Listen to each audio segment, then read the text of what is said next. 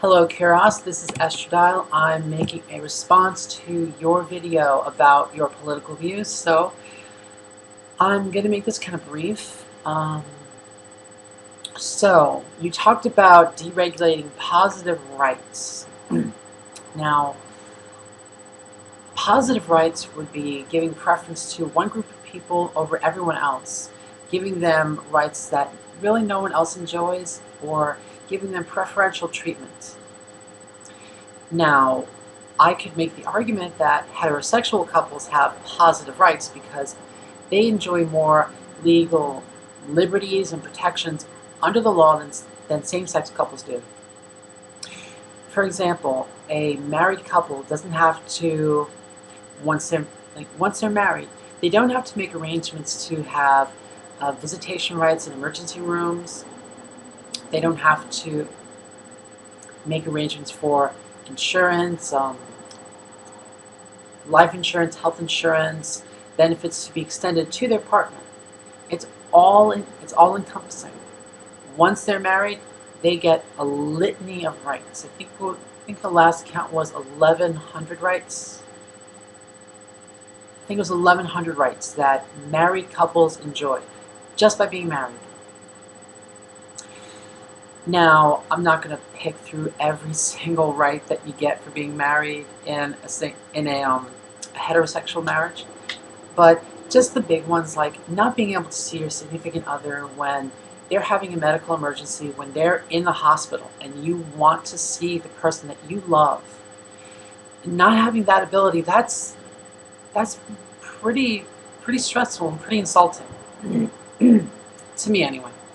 It seems really insulting to me.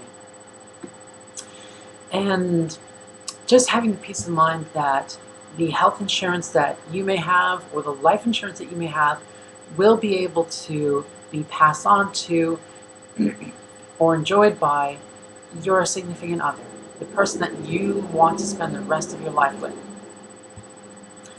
without having to make any special arrangements after your commitment, after the commitment that you've made to this person.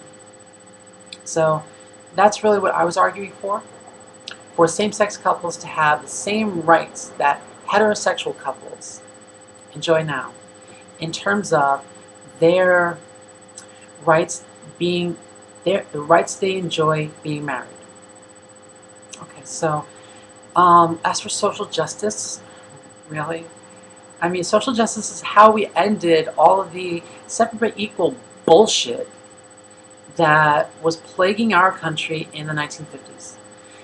You know, if it was not for the amazingly courageous people who protested in the streets against the horrible separate but equal practices, we would not have had change. If it weren't for a little bit of social justice in terms of affirmative action, there are probably some areas where people wouldn't have been hired, where people would not have jobs. And you can make the argument and find that you don't want to have to hire someone just because of the color of their skin, their religion, sexual orientation, whatever. You can make that argument. But think about this. You're in a rural area where there's maybe 300 people, and the next nearest town is about 18 dairy farms away, and you don't have a lot of job opportunities.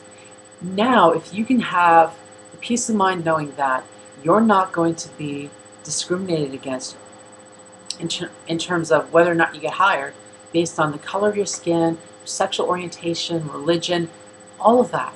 If you have that peace of mind, isn't that a good thing? Isn't that really what the government's there for? To help protect people? I'm not arguing for people getting hired regardless of their qualifications. However, I am arguing that people should not be non-hired just because of one facet of their identity.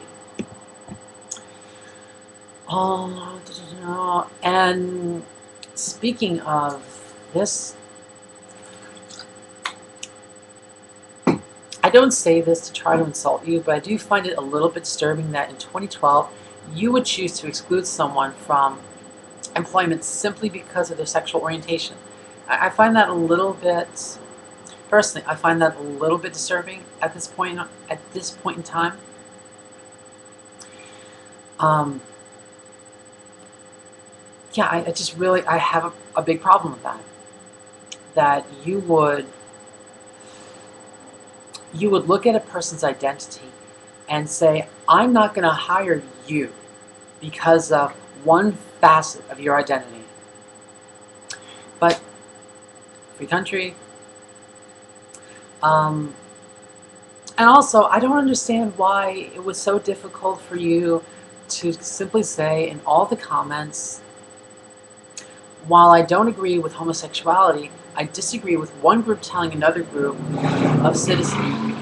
I disagree with one group telling another group of citizens what rights they may enjoy. It's as easy as saying, while I do not support homosexuality, I don't support people not having the same rights as their fellow citizens. That's an easy thing for me to say. So, I got a couple minutes. So, in terms of my political views, I don't like labeling myself. I really don't. I go as far as saying that, as long as what you're doing doesn't hurt anyone, you should be allowed to do it. As long as you're not harming anyone by your actions and you are a consenting adult, you should be allowed to do what you want. Same-sex marriage hurts nobody.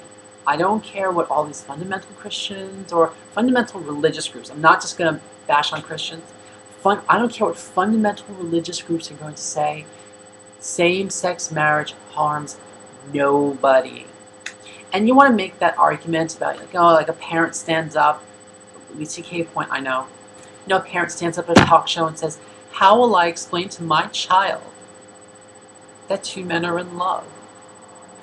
I don't know. You're a shitty kid. You tell them. Why is that anyone else's problem? Two men are in love, but you don't want to let them get married because you don't want to talk to your ugly child for 5 minutes. So,